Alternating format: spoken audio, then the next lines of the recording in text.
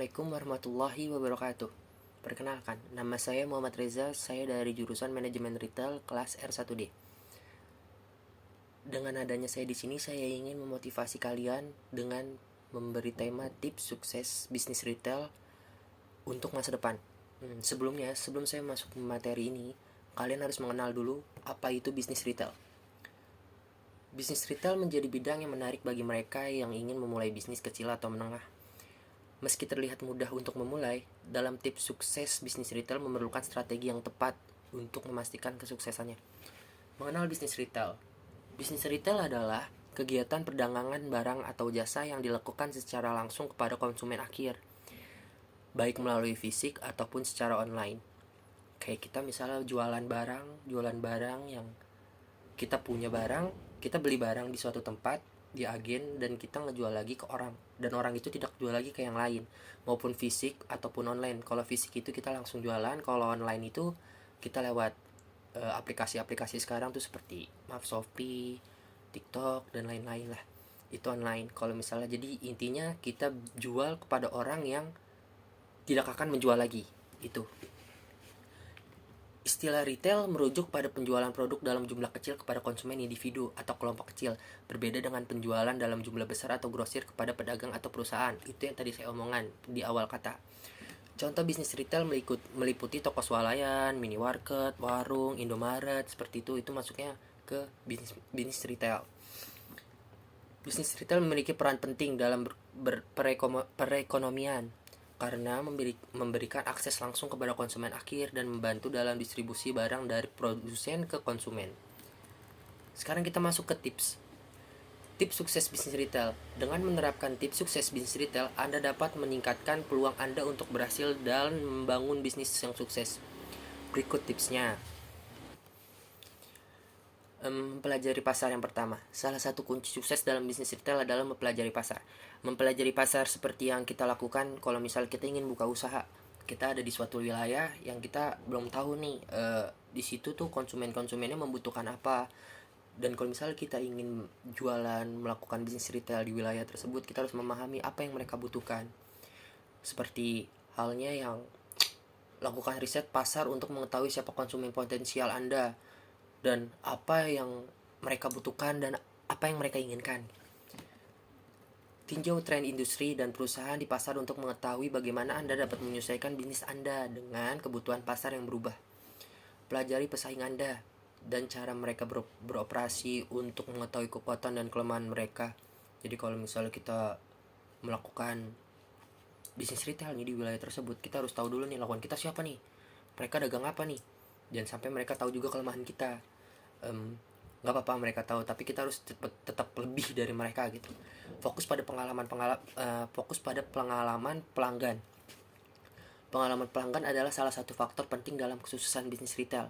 Pelanggan yang merasa puas dengan pengalaman belanja di toko, Anda cenderung kembali dan merekomendasikan bisnis Anda kepada orang lain. Jadi kalau misalnya kita udah benar-benar punya pelanggan nih, yang udah suka banget sama produk kita, dia bakal nyebar ke teman-temannya. Itu salah satu kunci sukses juga untuk bisnis retail ke depannya. Jadi emang awalnya susah nyari pelanggan, nyari konsumen itu susah, tapi ketika kita udah punya pelanggan yang benar-benar setia sama kita, dia suka sama produk kita, dia akan nyebar dari satu ke satu, mulut ke mulut, bisa juga dari pesan ke pesan gitu. Intinya kita harus memberikan layanan yang ramah. Intinya kita juga harus mengasih pengalaman yang ramah, pelayanan yang ramah kepada konsumen-konsumen kita, apalagi konsumen kita yang udah suka sama produk kita, yang udah jadi pelanggan terbaik kita lah jatuhnya gitu. Buat toko Anda mudah diakses dan menarik bagi pelanggan. Kayak misalnya toko kita rakit dengan view yang bagus dan rapi, bersih, agar pelanggan-pelanggan cepat datang ke tempat ke toko kita gitu.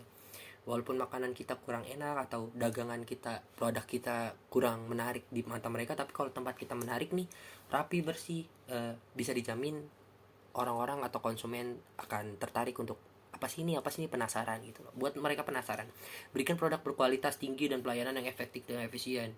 Jadi kayak kalau kita tuh membuat produk yang bener-bener disukain, apa yang dicari sama pelanggan kita, apa yang dicari sama konsumen kita yang ada di wilayah itu, tapi usahain harga murah tapi kualitasnya bagus gitu.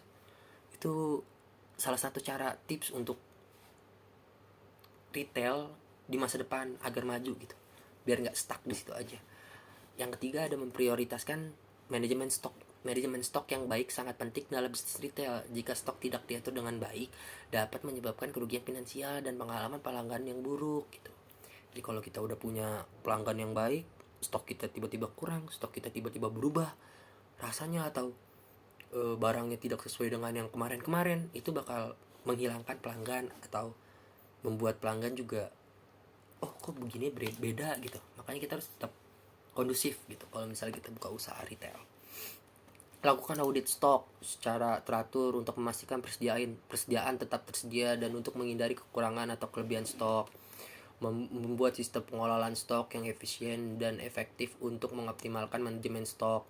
Memperhatikan musim atau periode tertentu di mana tuh kayak musimnya lagi apa nih, kita butuhnya apa nih, jangan selalu stuck di usaha itu lah jatuhnya begitu. Memanfaatkan teknologi. Jadi kalau misalnya kita punya produk apa, kita jualan apa, kita sosmedin lah, kita kasihlah ke teman-teman, tolong dong bantu dagangin usaha saya gitu, tolong dong bantuin saya gitu-gitu. Membuat produk Anda itu berjalan terus, jangan stuck di situ aja. Kayak misalnya kalian udah jalan setahun usaha Anda ini nih, bagus, naik terus presentasinya.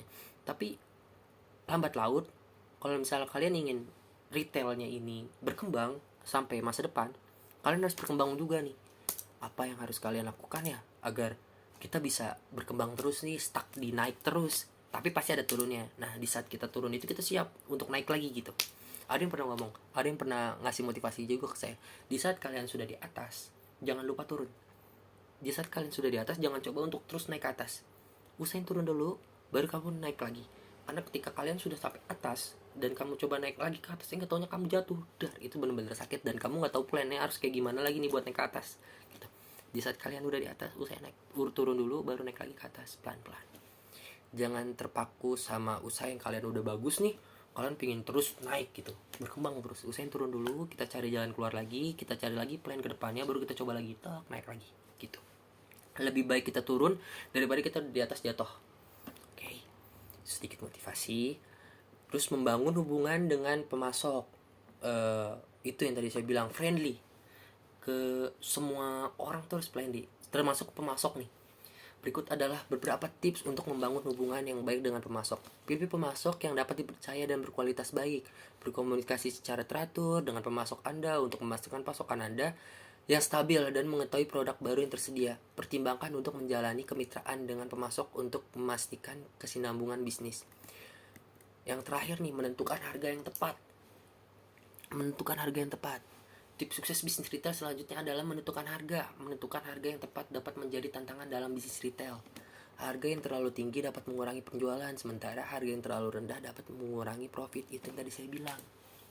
Harga murah tapi barang berkualitas. Modal murah tapi barang berkualitas. Gimana caranya agar bisa yang namanya pelanggan tuh stabil nih, harganya di sini sama, di sini harganya lebih mahal, tapi di sini barangnya lebih berkualitas nih, mendingan di tempat ini aja gitu. Usahain terus survive, cari tahu apapun yang bikin kalian itu tidak merasa dirugikan. Pertimbangkan biaya produksi, biaya overhead, terus dan margin keuntungan yang diinginkan untuk menentukan harga yang tepat. Perhatikan harga pesaing dan penawaran promosi mereka untuk memastikan harga tepat agar harga kalian itu tetap kompetitif gitu. Kayak misalkan kalau misalnya di mana-mana retail tuh rata-rata punya diskon segala macam, diskon besar-besaran, ini tapi keuntungan mereka tuh kecil, bahkan malah nggak ada keuntungannya. Itu mereka hanya nyari konsumen agar masuk tetap ke mereka terus-terusan, tapi dia nggak dapat keuntungan. Mungkin next kalau misalnya emang barangnya dia bagus atau produknya dia bagus, orang-orang yang datang itu ketika kita tidak ada diskon, mereka malah nggak mau beli gitu, karena mereka tertariknya karena diskon besar-besaran ini. Makanya mereka datang ke toko kita atau ke produk kita nih, konsumen. Makanya jangan, harus itu pertimbangan biaya produksi, biaya overhead kalau misalnya kita udah membutuhkan, kita lagi turun, lagi jatuh, harga modal hilang segala macam, kita punya dana sampingan, ada simpanan gitu jatuhnya. Pinter-pinter sih emang kalau misalnya kita ingin mendirikan bisnis retail tuh. Tapi yang saya yakinkan nih, kalau bisnis retail dimanapun nih, Kalau misalnya kita mempunyai kerja sama orang, sama kita punya usaha sendiri, emang yang namanya kerja sama orang itu kita mempunyai hasil bulanan, setiap bulan kita pasti punya uang, cuman stuck di situ aja. Mungkin naik jabatan, cuman yang paling berapa sih naiknya? Kalau misalnya kita punya usaha sendiri, kita bisa bikin cabang di mana-mana, terus kita bisa melakukan survive lagi. Yang tadinya usahanya ini kita ubah jadi usaha ini, jadi kita punya usaha ini, brand ini, terus kita bikin brand baru lagi. Yang tadinya kita bikin di baju atau apa, kosmetik, terus skincare, kita beralih ke apa namanya yang saya bilang tadi tuh, kuliner. Kita paling ke kuliner terus berkembang. Kalau misalnya itu kerja sama orang gak akan kaya, tapi kalau misalnya kita punya usaha sendiri, insya Allah kita akan kaya. You are in charge, you are improbable. Dimana kamu berada, kamu harus bertanggung jawab atas apa yang kamu lakukan. Sekian dari saya Muhammad Reza, mohon pamit, mohon maaf bila ada salah kata.